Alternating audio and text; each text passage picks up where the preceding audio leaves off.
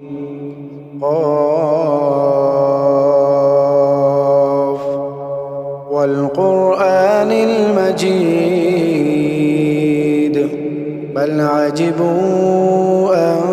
جاءهم منذر منهم فقال الكافرون هذا شيء عجيب أإذا متنا وكنا ترابا ذلك رجع بعيد قد علمنا ما تنقص الأرض منهم وعندنا كتاب حفيظ بل كذبوا بالحق لما جاءهم فهم في أمر مريج أفلم ينظروا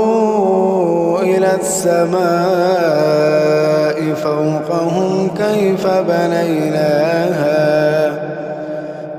بنيناها وزيناها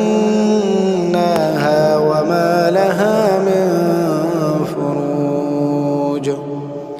والأرض مددناها وألقينا فيها رواسي وأنبتنا فيها من كل زوج بهيج تبصرة وذكرى لكل عبد منيب ونزلنا من السماء ماء مباركا فأنبتنا به جنات وحب الحصيد والنخل باسقات لها طلع نضيد رزقا للعباد وأحيينا به بلدة ميتا كذلك الخروج كذبت قبلهم قوم نوح وأصحاب الرس وثمود وعاد وفرعون وإخوان لوط وأصحاب الأيكة وقوم تبع كل كذب الرسل فحق وعيد أفعينا بالخلق الأول بل هم في لبس من خلق جديد ولقد خلقنا الإنسان ونعلم ما توسوس به نفسه ونحن أقرب إليه من حبل الوريد إذ يتلقى المتلقيان عن اليمين وعن الشمال قعيد ما يلفظ من قول إلا لديه رقيب عتيد وجاءت سكرة الموت بالحق ذلك ما كنت منه تحيد ونفخ في السور ذلك يوم الوعيد وجاءت كل نفس معها سائق وشهيد لقد كنت في غفلة من هذا فكشفنا عنك غطاءك فبصرك اليوم حديد وقال قرينه هذا ما لدي عتيد ألقيا في جهنم جهنم كل كفار عنيد مناع للخير معتد مريب الذي جعل مع الله إلها آخر فألقياه في العذاب الشديد قال قرينه ربنا ما أطغيته ولكن كان في ضلال بعيد قال لا تختصموا لدي وقد قدمت إليكم بالوعيد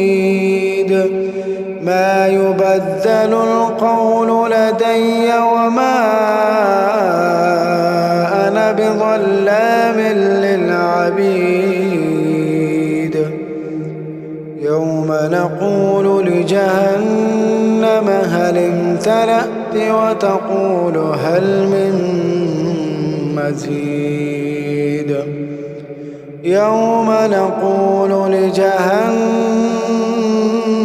هل امتلأت وتقول هل من مزيد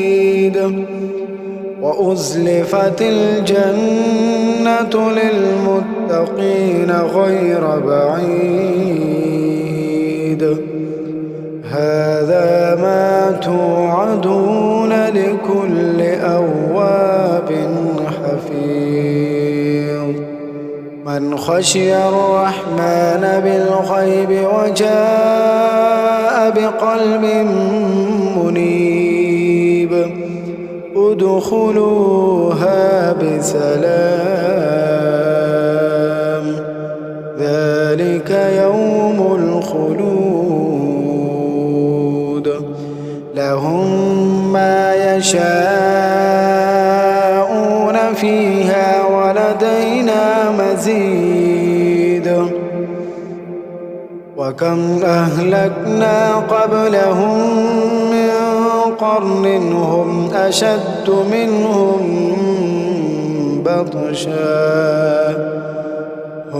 أشد منهم بطشا فنقبوا في البلاد هل من محيص إن في ذلك لذكرى لمن كان له قلب أو ألقى السمع وهو شهيد ولقد خلقنا السماوات والأرض وما بينهما في 6 أيام وما مسنا من لغوب فاصبر على ما يقولون وسبح بحمد ربك قبل طلوع الشمس وقبل الغروب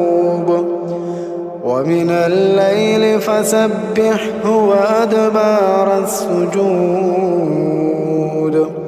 واستمع يوم ينادي المناد من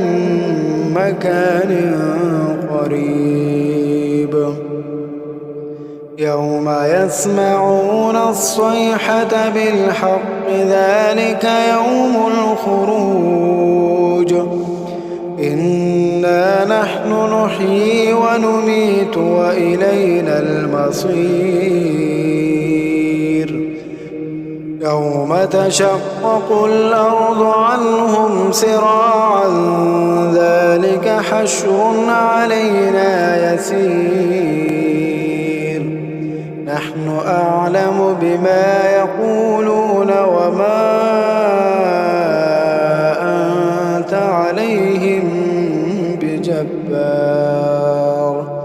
فذكر بالقرآن من